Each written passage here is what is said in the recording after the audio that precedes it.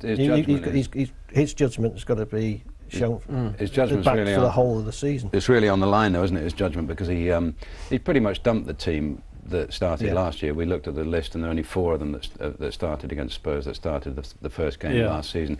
And a lot of players who he inherited, I don't think he's got a lot of faith in. Adebayor, Lescott would be 2 examples. You know. So Mancini's pretty much started again, I think, this summer. But you can't see, you know, he's been given a mandate to spend the money, which is surprising in a way. You know, they've put their faith in Mancini because he was allowed to buy Balotelli. I mean, I don't suppose anybody else at Manchester City would have wanted to buy Balotelli, because he's a risk, isn't he? He's a talent, but he's a risk. And Mancini he didn't play regularly for Inter Milan, did he? No, but Mancini's got this thing with him, hasn't he? I gave him his debut when he's 17, and he's a good lad, and I believe in him. So they backed him there with £25 million worth of transfer money and a huge wage as well. And so if he gets these calls wrong, Mancini, I think he could be gone quite quickly. Interesting. As we said, 0-0 yesterday. Spurs probably should have scored, what, 2 or 3 in the first half, apart from Joe Hart. Impressed with Spurs? Because they haven't signed anybody yet.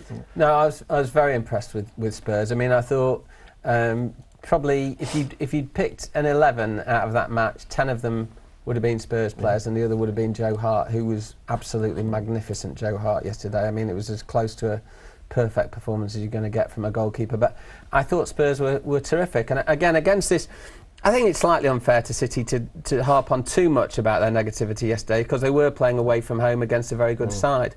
But as negative as City were and as defensive as City were, so Spurs were positive. They played great football, attacking football. I thought a real credit to the English game, actually, the way Redknapp had set them up. You know, they've got Gareth Bale, who's playing terrific on the left side of midfield now. I thought he was superb. Lennon was good, and to me, the pick of them was Modric. I thought Modric was excellent in the centre of midfield. And again, you look at the way City was set up with players like Yaya Toure and Nigel de Jong, who are good players, but they're steady. You know, they're steady players. They haven't got anybody at the flair of Modric yet. Now they've got the money to buy people like that. But I just thought that it was quite a good contrast in styles yesterday, and Spurs were terrific to watch. Yeah, they were.